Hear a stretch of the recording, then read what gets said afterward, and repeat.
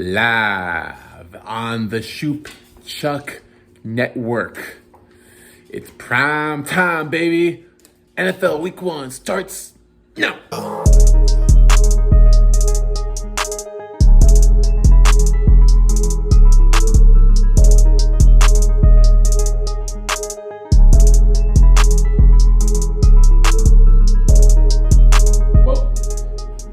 now is the time.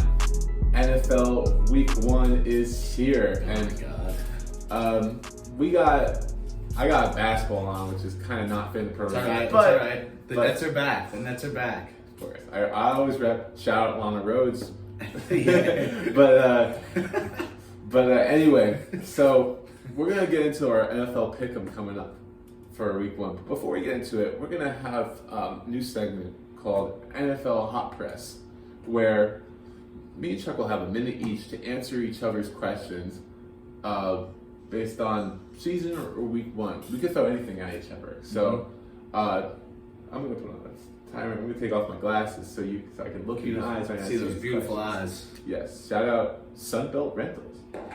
So we'll go back and forth. Yes. Yeah. So let's go. We got a minute to go. I'm going to start asking you questions. Okay, perfect. And starting in 3, 2, 1. Yes. Bigger blowout this weekend. Colts versus Texans or Ravens versus Jets?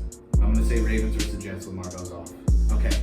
What new face of the franchise will be better this season? Matt Ryan or Russell Wilson?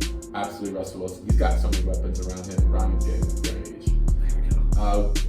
Rookie wide receiver matchup this weekend. Olave versus London. Who will have the better season?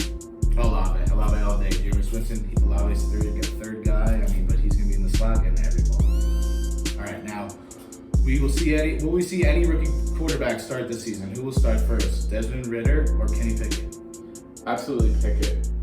They made him the QB2 already, so that shows their confidence in him. And I don't think Mario is bad enough to get benched for a third rounder. I like it. Team most likely to disappoint Week 1. I'm gonna say Cardinals. Definitely. Go. Which QB will have a better second year? Mac Jones or Trevor Lawrence? Trevor Lawrence. They spent so much money on receivers and stuff that he's got no choice but to be successful. I see it. So this kind of goes off your question. QB to be benched first. Geno Smith or Mitch Trubisky?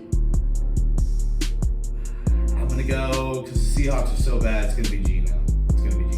See that? Okay, now who will have more total yards? Dalvin Cook or Saquon Barkley? Whole season? Total yards, receiving and rushing.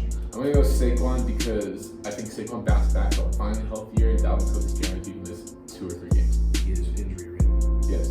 This weekend, wide receiver versus corner matchup you're looking forward to more. Diggs versus Ramsey or Jefferson versus Alexander? I'm going to say Diggs versus Ramsey because, I love Jalen Ramsey. He talks hella shit. He thinks he's the best, but when he gets torched, I think he plays the other guy. So here we go. Who will be the leading quarterback rusher this season? Is it going to be Russell Wilson or is it going to be Josh Allen? Ooh, before the buzzer, Josh Allen. Absolutely. Okay, QB1 in rushing. Ooh, dude, I'm feeling hot after that one. Well, here we go.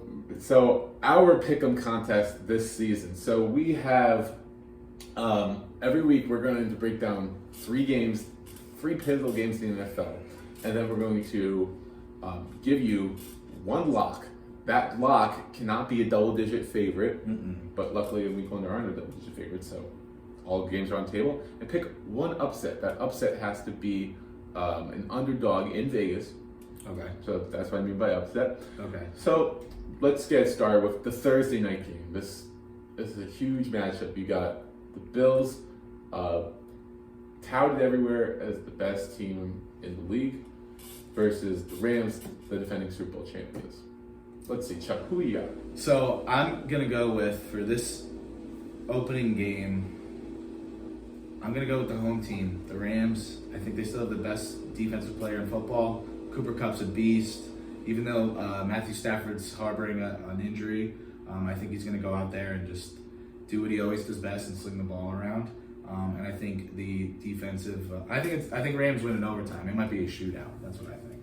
Yeah, well, it certainly should be an exciting game. And this is a really tough game to pick. Right, so like they both match up well against each other. but like I mentioned before about the motivation angle, Mm-hmm. the Rams are starting off the first game of the year as a home underdog after they just won a Super Bowl. Yes, they're playing the best team in the league, but the Rams have way more to prove themselves that they can still belong in those elite contenders. So that's why I'm leaning more towards the Rams in this game. And the Bills, I think they are the best team in the NFL, but I'm not penciling them in for 17-0 or anything. Yeah. So everyone's saying it. I'm not buying it. This could be that first loss. So there you go. We both got Rams in the first game. Yeah, let's go. Now, shout out to your jersey. We got Packers versus Vikings. So NFC North, the shootout. Now, historically, this has been pretty even over the last few years. They tend to split these matchups, but anything can happen week one. What do you think will happen? You know who I got right away? I got the Moss jersey on. Moss this, Moss that, Moss this, Moss that. I'm going Vikings. So Vikings win. Kirk Cousins goes off. He's got the tools to do it. I love that defense. They got a lot of new players. And I'm going, like, if you want to throw a bet on this, Jalen Reagor scores a touchdown. Only if you want. And I think just Rodgers plays bad, just like in the home opener he played last year. So You want to take that bet? Raylor touchdown? I'm saying you won't score a touchdown. I'm down. Okay. Got it. You see Let's it. go. It's right here. Well, I'm also going to disagree with your pick as well. It's going to be a close matchup. I actually think this game will be more of a defensive slugfest rather than an offensive shootout.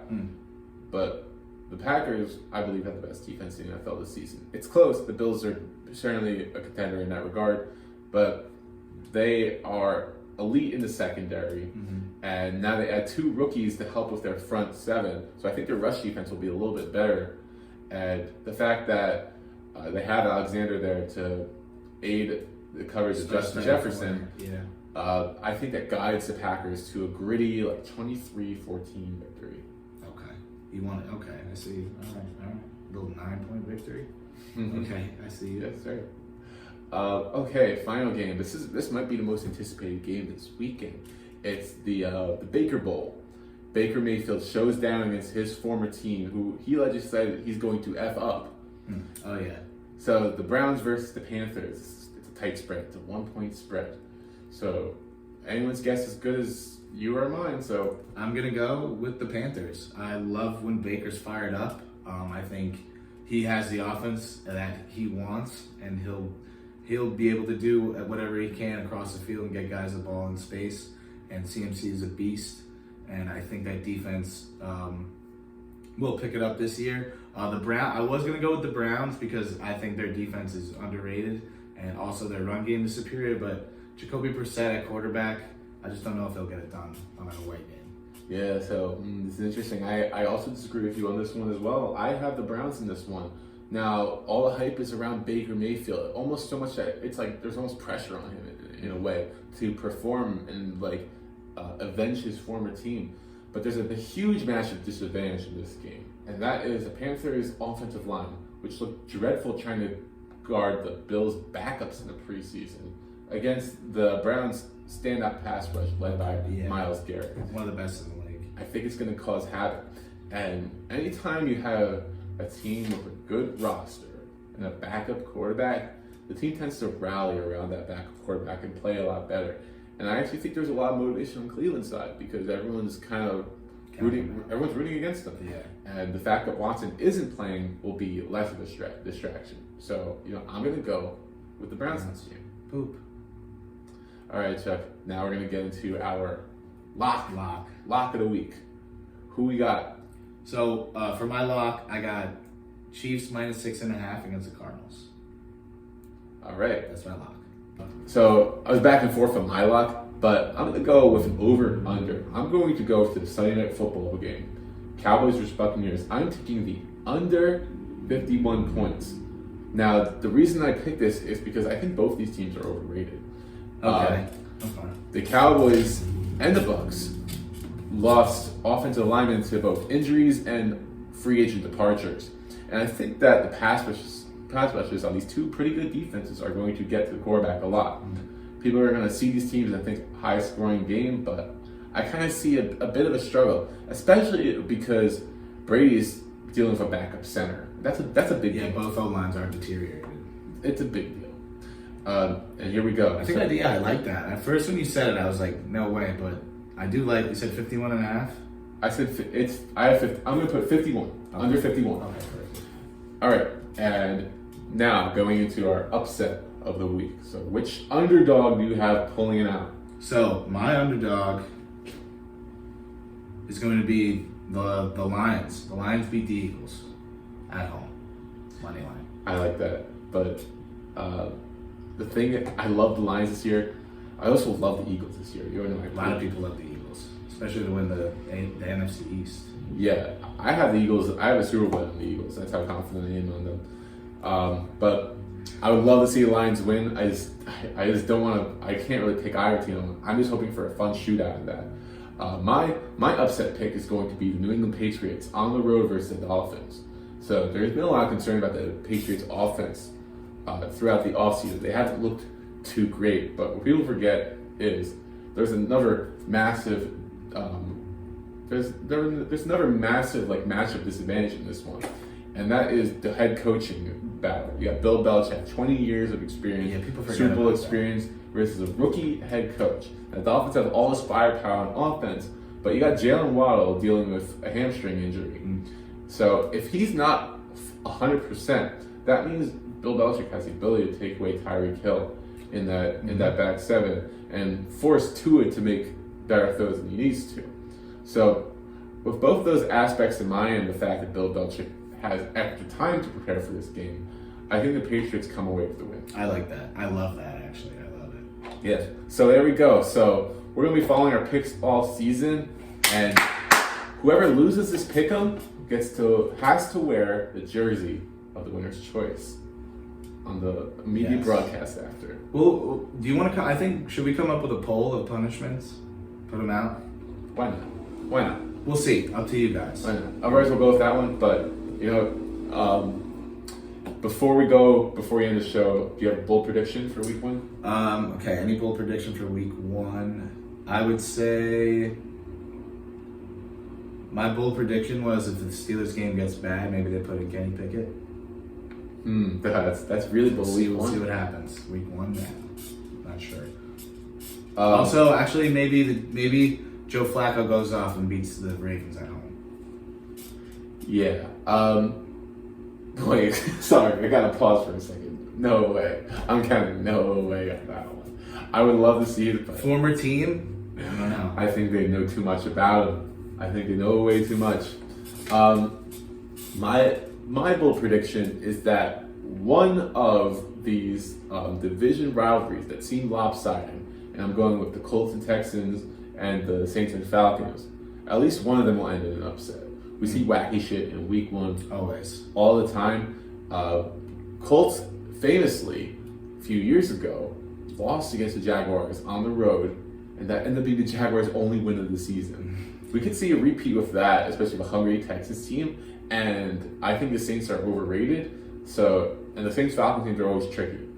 So I like that, and my overall prediction is Justin Jefferson is held under 80 yards. Okay, big Jair Alexander fan over here. I love it. I love it. Let's see if he follows him every play. We'll see. Well, that's it for our show today. I hope you're as excited as we are, and we'll see how these predictions turn out. But until then, stay cool, Commodores.